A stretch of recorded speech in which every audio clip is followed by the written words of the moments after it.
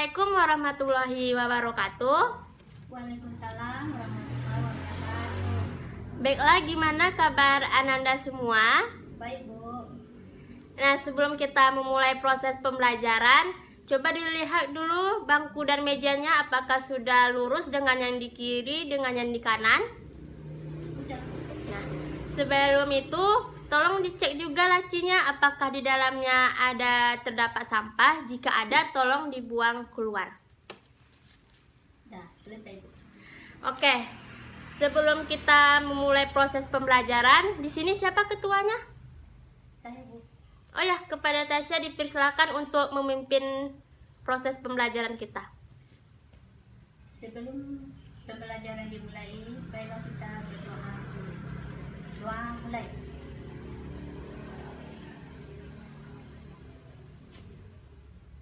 Doa selesai. Oke, jadi sebelum kita memasuki proses pembelajaran kita pada hari ini, Ibu akan mengecek kehadiran kita semua. Di sini siapa yang tidak hadir? Hadir semua, Bu. Baiklah. Siapa yang ingat materi kita minggu lalu? Minggu lalu kita bahas apa? Ayo, siapa yang ingat? Saya, Bu. Ya, kepada Tasya dipersilakan. Pengangguran, Bu. Nah, dari yang Tasya ingat, pengangguran itu apa? Pengangguran itu setiap negara dapat memberikan definisi yang berbeda mengenai definisi pengangguran negara. Mendefinisi pengangguran adalah suatu keadaan di mana seorang yang tergolong dalam kategori angkatan kerja tidak memiliki pekerjaan dan secara aktif tidak sedang mencari pekerjaan. Nah, baiklah, benar sekali apa yang dikatakan Tasya. Beri aplaus kepada Tasya. Betul sekali yang dikatakan oleh Tasya. Di sini Ibu akan mereview sedikit materi kita pertemuan minggu lalu. Nah, pengangguran itu merupakan seseorang yang tergolong angkatan kerja dan ingin mendapatkan pekerjaan tetapi belum bisa memperolehnya. Dan pengangguran itu juga menyebabkan tingkat pendapatan nasional dan tingkat kemakmuran masyarakat tidak mencapai potensi maksimal. Yaitu di sini di mana terdapat masalah pokok makroekonomi yang paling utama karena diakibatkan oleh pengangguran. Sekarang kita akan memasuki materi yang baru. Nah, di sini siapa yang tadi malam sudah membaca materi apa yang akan kita bahas pada hari ini? Saya Ya, kepada Tasya dipersilakan. tentang koperasi. Nah, betul sekali yang dikatakan oleh Tasya. Hari ini kita akan membahas mengenai mendeskripsikan perkoperasian di Indonesia. Nah, di sini kita akan membahas mengenai pertama, menjelaskan pengertian perkoperasian. Yang kedua, mendeskripsikan asas-asas perkoperasian. Yang ketiga, menguraikan prinsip-prinsip perkoperasian. Yang keempat, menguraikan tujuan perkoperasian. Dan yang terakhir itu, kita semua harus mengelompokkan jenis-jenis perkoperasian. Nah, dari yang Ibu sebutkan materi yang akan kita bahas hari ini, siapa di sini yang sudah mengetahui materi-materi yang Ibu sampaikan tadi? Saya, Bu. Ya, kepada Tasya lagi dipersilakan. Koperasi bentuk organisasi yang bertujuan utamanya bukan mencari keuntungan tetapi mencari kesejahteraan anggota. Nah, ya, beri aplaus kepada Tasya. Betul sekali yang dikatakan oleh Tasya, di mana koperasi itu merupakan badan usaha yang beranggotakan orang atau seseorang dan juga dengan melandaskan kegiatannya berdasarkan prinsip koperasi sekaligus sebagai gerakan ekonomi rakyat yang berdasarkan atas asas kekeluargaan. Baiklah, di sini Ibu ada mempunyai modul, jadi silakan dibagikan kepada teman-temannya. Tasya, tolong bagiin kepada teman-temannya.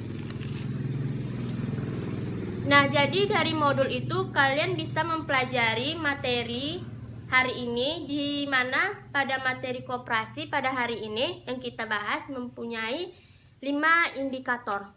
Nah, di sini Ibu akan membagikan masing-masing kelompok. Jadi setiap kelompok itu membahas satu materi.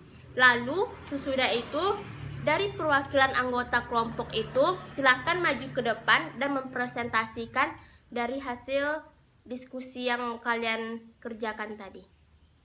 Nah, Ibu beri waktunya sekitar 10 menit. Dipersilakan kepada Ananda semua untuk mencari jawabannya. Baiklah, di sini kelompok siapa yang ingin maju duluan untuk membacakan hasil diskusinya? Saya, Bu.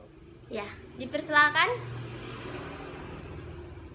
Definisi koperasi menurut ILO, Intelligent Labor Organization, adalah koperasi merupakan perkumpulan orang-orang, penggabungan orang-orang berdasarkan kesukarelaan.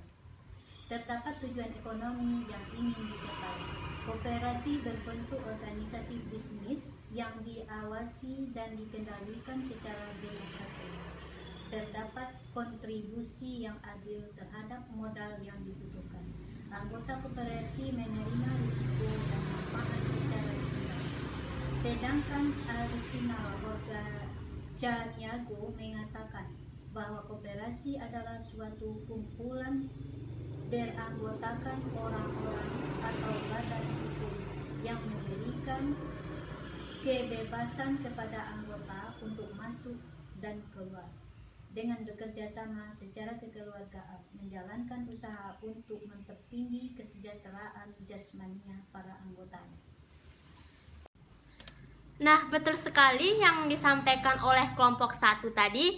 Maka dari itu beri aplaus buat kelompok 1. Nah, kelompok siapa selanjutnya ingin membacakan hasil diskusinya ke depan? Saya, Bu. Ya, dipersilakan. Jenis usaha berdasarkan jenis-jenis usaha. 1. Koperasi produksi. Koperasi yang kegiatan utamanya memproses bahan baku menjadi barang jadi atau bahan setengah jadi. 2. Koperasi konsumsi. Koperasi yang kegiatannya berusaha untuk menyediakan barang-barang konsumsi yang dibutuhkan anggotanya. 3. Koperasi pemasaran. Koperasi yang dibentuk untuk membantu anggotanya dalam memasarkan barang-barang yang mereka hasilkan atau produksi. Koperasi pemasaran seringkali disebut koperasi penjualan. Nah, baiklah, betul sekali yang dikatakan oleh kelompok 2. Beri aplaus untuk kelompok 2. Baiklah, selanjutnya kelompok siapa yang ingin membacakan hasil diskusinya ke depan? Saya, Bu. Ya, dipersilakan. Baiklah, prinsip-prinsip koperasi menurut Undang-Undang Nomor 25 Tahun 1992, Pasal 5 Ayat 1 dan Ayat 2. Koperasi melaksanakan prinsip koperasi sebagai berikut. 1. Keanggotaan bersifat sukarela dan terbuka. 2. Pengelolaan dilakukan secara demokratis. 3. Pembagian sisa hasil usaha dilakukan secara adil sebanding dengan besarnya jasa usaha masing-masing anggota. 4. Pemberian balas jasa yang berbatas terhadap modal. 5. Kemandirian. Nah, betul sekali yang dikatakan oleh kelompok 3 tadi. Beri aplaus kepada kelompok 3. Nah, di sini Ibu akan menjelaskan sedikit materi kita tentang koperasi. Nah, tadi ada juga beberapa materi yang belum dijelaskan, yaitu mengenai tujuan dari koperasi. Nah, di sini tujuan koperasi itu sendiri berdasarkan undang-undang yang mengatur tentang koperasi, yaitu pasal 3, di mana koperasi ini memiliki tujuan untuk mensejahterakan anggota. Dari proses pembelajaran kita hari ini, maka dapat disimpulkan bahwa koperasi itu merupakan bentuk organisasi yang tujuan utamanya bukan mencari keuntungan, tetapi mencari kesejahteraan anggota. Awalnya koperasi ini didirikan karena penderitaan dalam lapangan ekonomi dan sosial yang ditimbulkan oleh sistem kapitalisme semakin memuncak. Dan juga koperasi itu merupakan asosiasi orang-orang yang bergabung dan melakukan usaha bersama atas dasar prinsip-prinsip koperasi sehingga dapat memanfaatkan yang lebih besar dengan biaya rendah melalui perusahaan yang dimiliki dan diawasi secara demokratis oleh anggotanya. Sekian pertemuan kita pada hari ini. Jangan lupa besok kita akan mengadain kuis. Jadi tolong dipersiapkan diri Ananda semua dan tolong diulang-ulang kembali materi yang sudah Ibu sampaikan pada hari ini. Assalamualaikum warahmatullahi wabarakatuh.